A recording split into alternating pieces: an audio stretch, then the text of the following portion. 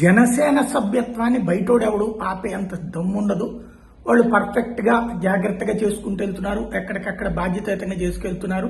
పవన్ కళ్యాణ్ నియోజకవర్గంలో రికార్డు స్థాయి నమోదు, ఆ తర్వాత నాదెళ్ల మనోహర్ నియోజకవర్గంలో కూడా రికార్డు స్థాయి, పిఠాపురం, తెనాలి, ఇటు పక్కన కందుల దుర్గేష్ నియోజకవర్గం ఇవన్నీ చేసుకుంటూ వస్తున్నారు. అయితే నెల్లూరు జిల్లా ఆత్మకూరు దగ్గరన అజయ్ కుమారు, ఆత్మకూరు ఇన్ఛార్జ్ శ్రీధర్ల వర్గాల మధ్యన ఘర్షణ వాతావరణం నెలకొంది.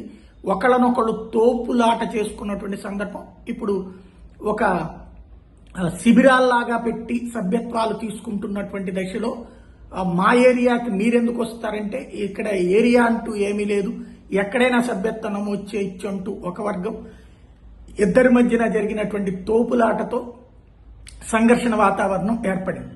సాధారణంగా ఏ పార్టీలోనైనా సరే ఘర్షణ వాతావరణం అంటే అది క్రమశిక్షణ రాహిత్యం అంటారు. కానీ దాన్ని వాళ్ళ పార్టీలో వాళ్ళు ఎలా ఫీల్ అవుతారంటే ఇంత పోటీ ఉంది మన మధ్యన అని ఫీల్ అవుతుంటారు. అలాగే నడిచిపోతూ ఉంటాయి. ఇప్పుడు అలాగే చూస్తుందా జనసేన, లేకపోతే ఇది క్రమశిక్షణ రాహిత్యం కింద చూస్తుందా చూడాలి.